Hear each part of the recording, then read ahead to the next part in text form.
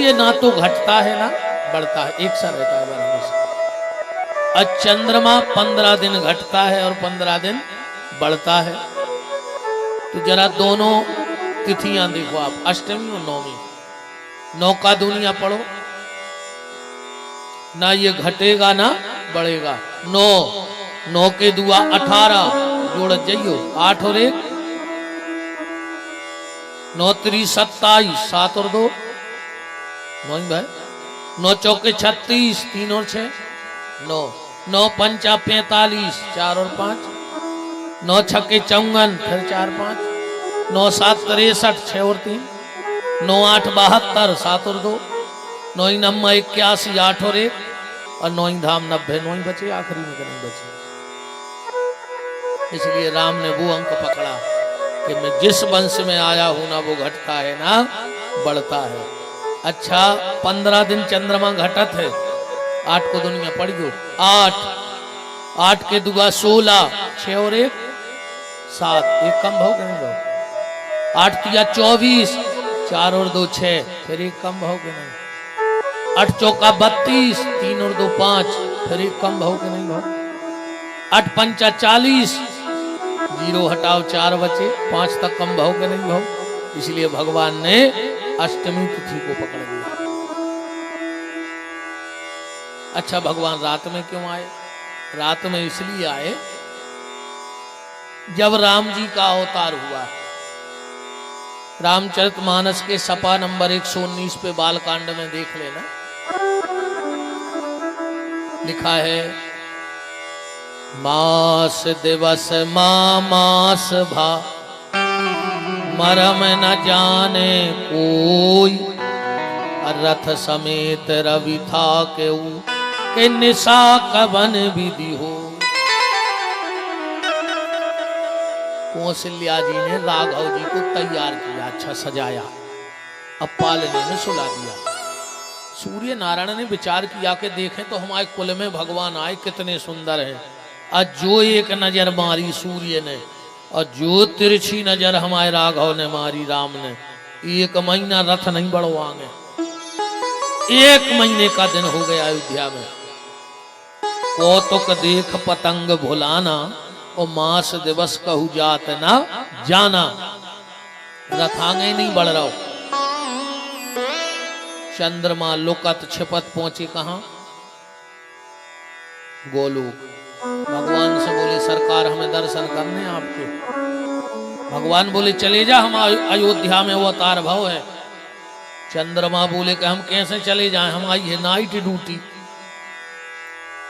और जब सूर्य आगे बढ़ जे हैं, जब तो हम जे हैं भी बढ़ा ही नहीं रहे, 1 महीना होगा उनसे कहो बढ़ो। भगवान बोले हम नहीं कह सकते, हम उनके कुल में आए हैं, चाहे वो 1 महीने का दिन बनाए चाहे 1 साल का। चंद्रमा बोलो मतलब हमें नहीं मिले हैं दर्शन। भगवान ने क्या प्यारा जवाब दिया, धैर्य धरो शशि शांत रहो, संत स्वभाव सदा मोहि प्यारो। चंद्रमा हम दर्शन की तो नहीं कह रहे पर एक वरदान देते हैं। बोले क्या? बोले मेरा जन्म तो हुआ है सूर्य वंश में, पर आज से लोग हमें तुम्हारे नाम से जोड़ देंगे। राम जी का जन्म कहाँ हुआ? सूर्य वंश में। और जयकारा क्या लगता है? बोलो रामचंद्र भगवान की। राम सूर्य भगवान की कोई नहीं कहता है, कहता है। आज जैसा ही राम जी ने चंद्रमा को अपने से जोड़ो और शंकर जी ने उठा के सिर पे रख लो। शंकर जी से कोनो ने कही जो पापी है, एक सुसर ने श्राप दई, गौतम ऋषि ने को श्राप दई, तुम मुड़ पे बैठा रहे। शंकर जी को जवाब सुनो, शिव जी कह रहे हैं ये कितना बड़ा पापी क्यों ना हो, पर इसमें सबसे अच्छा गुण क्या है? बोले जो भगवान के नाम से जुड़ गओ, चाहे रामचंद्र कहो चाहे कृष्ण चंद्र कहो। शंकर जी कहते हैं जो भगवान के नाम से जुड़ जाता है उसकी सारी जिम्मेदारी उठा करके हम अपने सिर पे रख ले देते हैं और उसको मुक्त कर देते हैं। चंद्रमा ने कहा साहब हमें नाम नहीं चाहिए। बोले काय?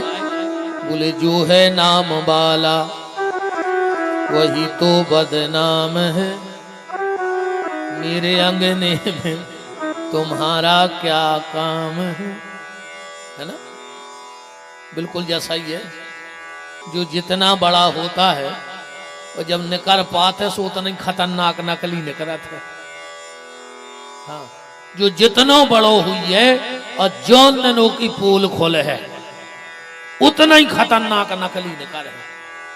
अब तुम तो उदाहरण ले लो, इतना ये प्राणपुर में चली जाओ, 5.5 को नोट ले जा, दुकानदार बिना देखे डिब्बा में डाल कर सौदा दे दे, और अब 2000 को ले जाए ATM से निकाल के, दुकानदार 3 बार देखत के दर नकली तो नहीं ले आए। कैसे वो बड़ो है वो नकली हो सका, गरीब आदमी का नकली हुई है बेचारो, दिन भर मेहनत मजदूरी कर, शाम को रोटी खाई सो गओ। अब जी के खूब भरो धरो वो चला रहा खुतरे आए को दिमाग है ना। 5.5 को कहूं भी चल जात, अब कहूं ने चले तो हमारी कथा में चल जात, आओ आरती में चढ़ा दे, 5.5 को चढ़ा दे, 4 ठर्रा उठा ले, 1 को पुण्य होगा, तुम्हारा 5 को नोट चल गाओ। कथा में कुल भगवान के आ रहा है कि जो 2 टुकड़ा है हम तो ले ले। अच्छा, पुण्य को पुण्य, नोट को नोट, पर ये भी ध्यान देना, विचार करना, जब सड़ा हुआ 5 का नोट भगवान आरती में स्वीकार कर लेते हैं तो ये पंच तत्व का सड़ा हुआ शरीर भगवान क्यों स्वीकार नहीं करेंगे। बस एक बार इसको उसके दरवाजे ले जा करके तो देखो, आदमी तब तक दुखी है जब तक भगवान की शरण में नहीं गया, क्योंकि सुखी मीन जेहि मीर अगाधा, और जिम हरि शरण नहीं कऊ बाधा। अच्छा, भगवान के यहाँ सही चलत, तुम्हारे नाम भक्त है तो होते जी माताएं गात होंगे, इनकी भक्तों में तुम्हें एक सावत नहीं मिल सके, एक सावत। कई माई के द्वारे एक लंगड़ा पुकार, माई के द्वारे एक अंधा पुकार, माई के द्वारे एक कोड़ी पुकार। तुम तो एक सावत बतन पूरे भजन में, कई माई के द्वारे एक बांझन पुकार, माई के द्वारे एक निर्धन। तो अच्छे का जाते ही नहीं माई के दरवाजे, जितने राखे रहना तू करा सब माई के द्वारे। पर बात भी सही के दरबार में राधा रानी के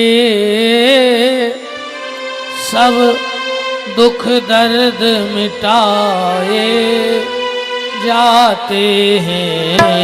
दरबार में रानी के दुख दर्द मिटाए जाते हैं। दुनिया के सताए लोग यहाँ सीने से लगाए जाते हैं। दुनिया के सताए लोग यहाँ सीने से लगाए जाते हैं। दरबार में राधा रानी के दुख दर्द मिटाए जाते हैं। दरबार में राधा रानी के दुख दर्द मिटाए जाते हैं।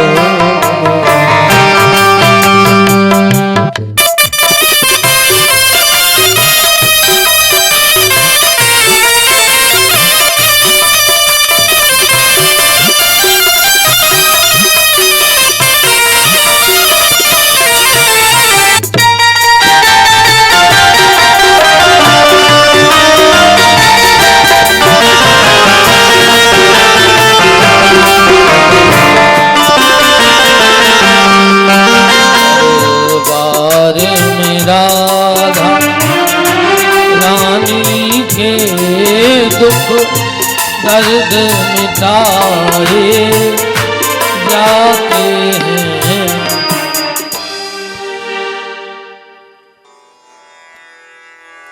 भगवान ने चंद्रमा से कहा, चंद्रमा तो एक काम करो, इस बार मेरा जन्म हुआ है रात दिन के 12 बजे, अगली बार जब मेरा अवतार होगा तो मैं रात में आऊंगा। चंद्रमा की पत्नी का नाम है निशा, और निशा माने होता है रात। आप रामायण उठा के पढ़ना, जब चंद्रमा मिलने गया है भगवान से तो वहां लिखा है कि प्रभु मिलन आई जिम राती, रात भी मिलने गई थी भगवान से, तो भगवान उसी रात के गर्भ से पधारे, इसलिए भगवान रात के 12 बजे पधारे। भगवान बुधवार के दिन क्यों आए? अच्छा, एक कहावत देखियो, और भैया कैसी कट रही, आप कहने लगे महाराज 4 दिन की जिंदगी है, तो काय का 5वें दिन हमारे जो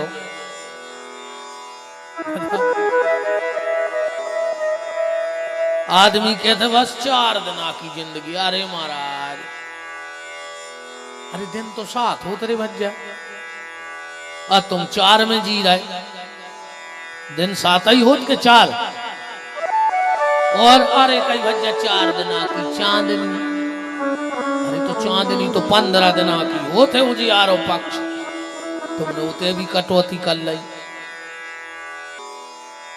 तो यार ब्याह में खर्चा खूब करने बोले का है न 4 जने का के हैं, न 3 जने का चुके हैं, न 2 जने, जी 4 को आए मुझे भी नहीं मिल रहा है आज।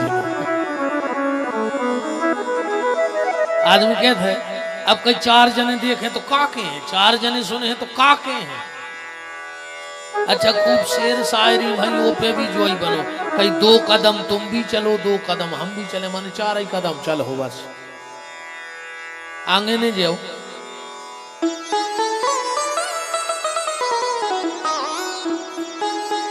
अब 4 दिन की जिंदगी बची है, ध्यान से सुनना। 3 दिन खत्म हो गए, एक बुधवार, बुधवार का मतलब है आदमी अपनी सुध बुध खो बैठो है। वो सुध बुध नहीं है कि हम तो काय को आए, हमारे जीवन को उद्देश्य का है। और जब आदमी अपनी सुध बुध खो बैठता है तो उसके जीवन से गुरुवार भी खत्म हो जाता है। फिर गुरु कृपा कहां से होगी उस पर बताओ? अब फिर उसको भगवान पे एतबार नहीं रहता, विश्वास नहीं बचा है आदमी को। कोई फिल्मी गाना है, एतबार नहीं करना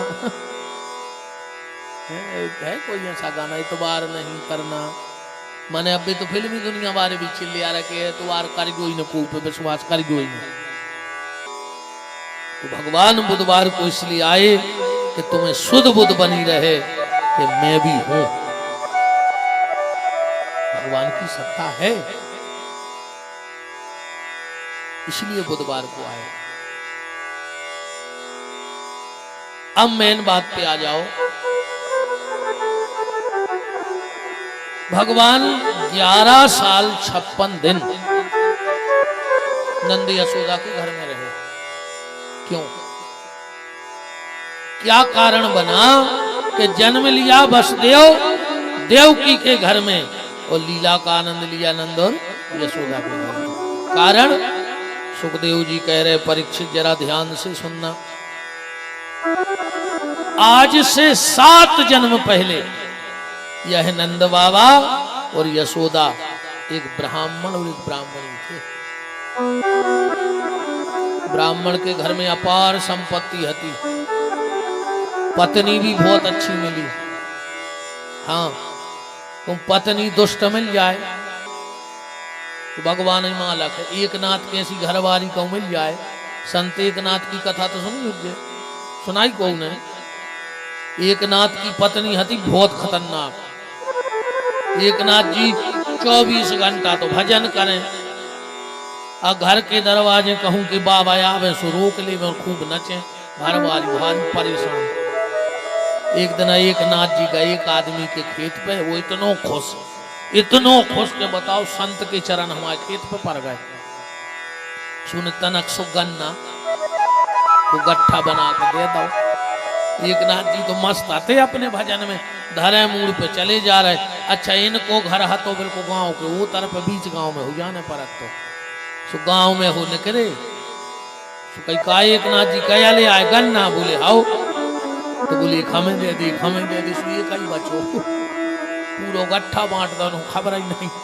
तो अपनी मस्ती में हते भजन की। घरे गए, घरवारी ने कही कहाँ गए थे सवेरे से। अब एक नाथ जी ने सोची जा डांट है तो कहने लगे तो मैं खीर खाने थी, हम गन्ना ले भी गए थे, जो गट्ठा ले आए वो ये कहिए धरे वाला किलो। बोले कहाँ है, बोले जो है नेचे पटको। ऊने गन्ना उठा के जब दाऊ एक नाथ जी में से 2 टुकड़ा होगा। एक नाथ जी हंसन लगे, संत देखो। घरवारी बोली हंस काय रहे, बोले भगवान की कृपा तो देखो कि एक ही गन्ना बचो, पूरे गांव में बट गए ना, पूरे हम में घलते। बताओ इतने गट्ठा भर घलते तो कागत होती। एक ही बचन दो भगवान ने। अरे बोले सुनो एक और अच्छो काम भाव। बोले का, बोले जो गन्ना 2 टुकड़ा होगा और अपन 2 जने हैं इसे हिस्सा बांट होगा, आधा तुम खा ले आधा हम खाए ले। ऐसे थे संत एकनाथ, क्रोध नहीं आता था। एक बार एकनाथ जी गए तीरथ करवे, उनको अब बताओ जो कुमार घरबारी मार दे उनको गुस्सा नहीं आए। फिर कितनों भजन कहा वो संत को। एक आदमी ने सुनी कि एकनाथ को क्रोध नहीं आए। अरे वो बोलो हम दुआ दे, 1 मिनट में गुस्सा कहाँ है। बोले अबे बनारस गए हैं। एकनाथ जी गए सुबह 4 बजे गंगा जी नहावे, इन्हें अच्छो खाओ पान और एक कंगूरा पे बैठ गओ। जैसा ही भी नहा के निकले सो इन्हें थूक दो ऊपर। एकनाथ जी गए सो फिर नहा आए, उन्हें फिर थूक दो। ये सो 11 बार भाव अच्छी ठंड माओ की पूने।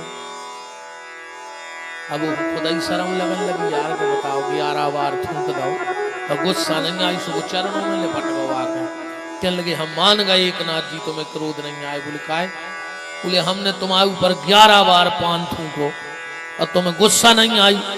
एकनाथ जी वही के पांव परन लगे। वो कहने लगो तुम हमारे पांव काहे पर रहे।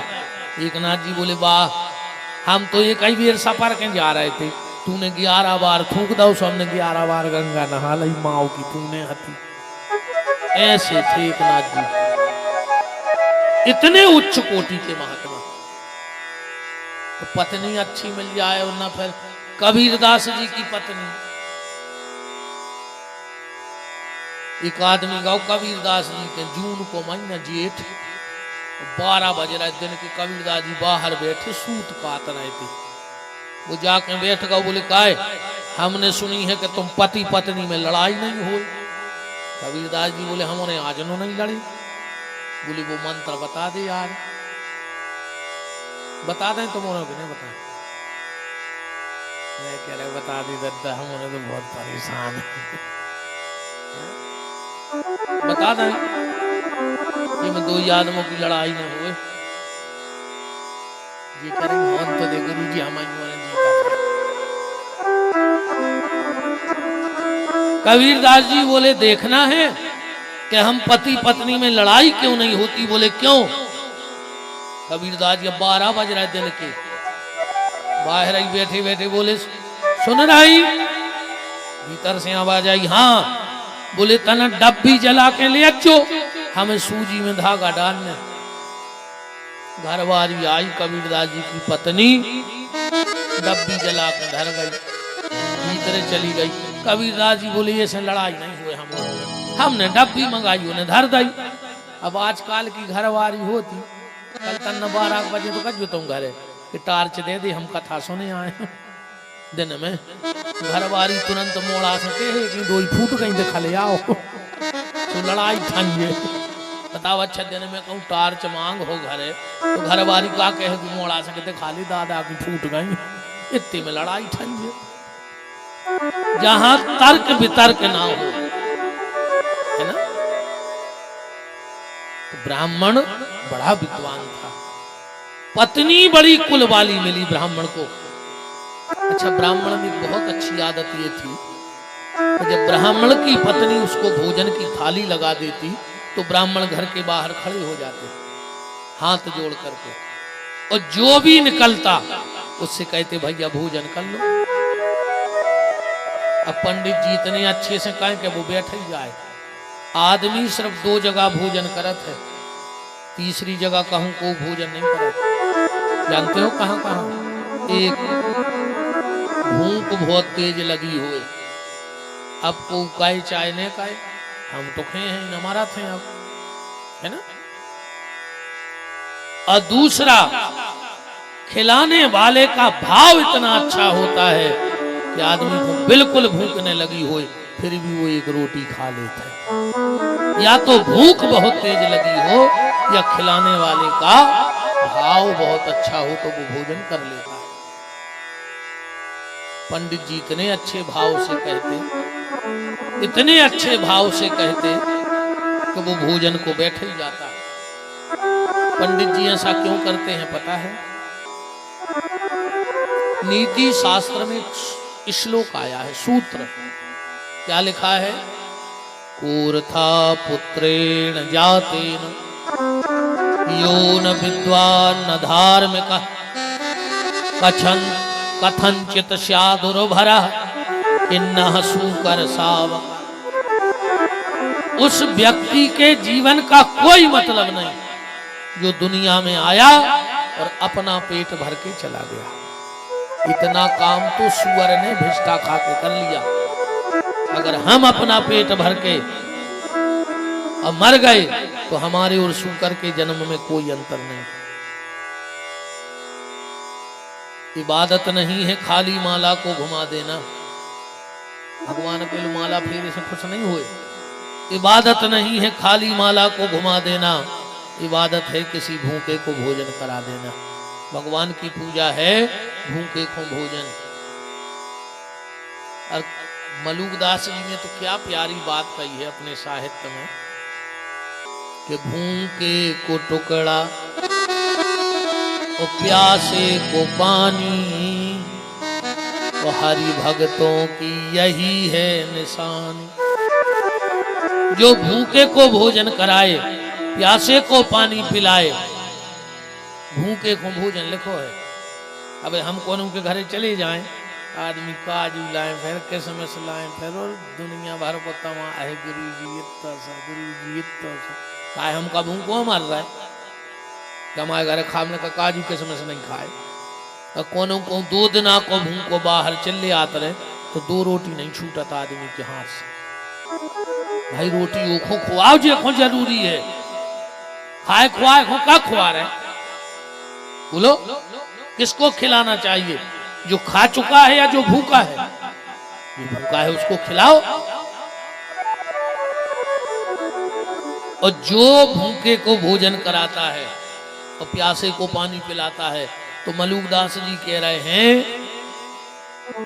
कि दूबा साठी संतन मारे। दूबा साठी समझ गए? दूबा साठी कहते हैं, दूबा तो जानो तो यो वो की तन्नक सी पतरी लकड़िया निकाल ले, बल्लटिया कहा थे दूबा साठी। अब बाएं से आदमी को मार देवे तो दूबा साठी संतन मारे, तो चक्र सुदर्शन ताकों जा रे। चक्र सुदर्शन जला दे वो आदमी मगर तो अपराध कर बैठो। वो बांट कर खाना बंदगी, वो छुप कर खाना शर्मिंदगी। बांट कर खाना बैकुंठ जाना। तो देखो भैया, अन्नदान इसलिए भी महान है क्योंकि उसमें संतुष्टि है, और कोनो दान में संतुष्टि नहीं है। 6 तारीखों में तैसे जाने हैं हमें जो पूरी जाजात लिख दे में मिश्रा जी, पूरी जाजात, तो हमारे मन में आ है यार तना और दे दी थी उनका चुका में है भैया ही नहीं संतुष्टि। कितना महंगो कपड़ा ले आके दे हमें, मन में आ है अरे यार जब इतो ले आए थे 100-200 और मिला देते तो हमारे पैरवे के काम के होते। मन होते भी संतुष्टि नहीं है। सोना दान कर दो किसी को, अरे यार 5,000 की अंगूठी ले आए, 1000 भरवर मिला देते 500 तना मोटो हो जाता। मन उते भी संतुष्टि नहीं है नहीं है ना। पर एक भोजन में संतुष्टि है। आदमी उतना ही खाएगा जितना पेट में बनेगा, इसलिए इसको महादान कहा जाता है। और अभी जो चैत की पूर्णिमा आ रही है ना, चैत में पूर्णिमा आती है ना, जिसको हनुमान जी का प्राकट्य महामहोत्सव मनाया जाता है, उस दिन हर आदमी को अन्न खरीदना चाहिए। चाहे तुम्हारे घर में ढेर लगो होए, 50 बोरा 100 बोरा की रास लगी होए, पर वो दिन बाजार से गेहूं ले आओ। चाहे 1 किलो गेहूं खरीद के ले आओ, पर वो दिन गेहूं खरीदो और उस गेहूं के 3 हिस्से करना। आधा किलो ले आयो के 3 हिस्सा बना ले। क्या करने उनको? 1 हिस्सा 9 साल से छोटी बेटी को दे के पैर छू लेना। 9 साल से जो छोटी बिटिया हो उसको दे के पैर छू लेना। 1 हिस्सा जो तुम्हारे अगल बगल में भगवान का मंदिर हो, ठाकुर जी का स्थान हो, वहां भिजवा देना। और तीसरा हिस्सा अपने भंडार में डाल देना। अन्नपूर्ण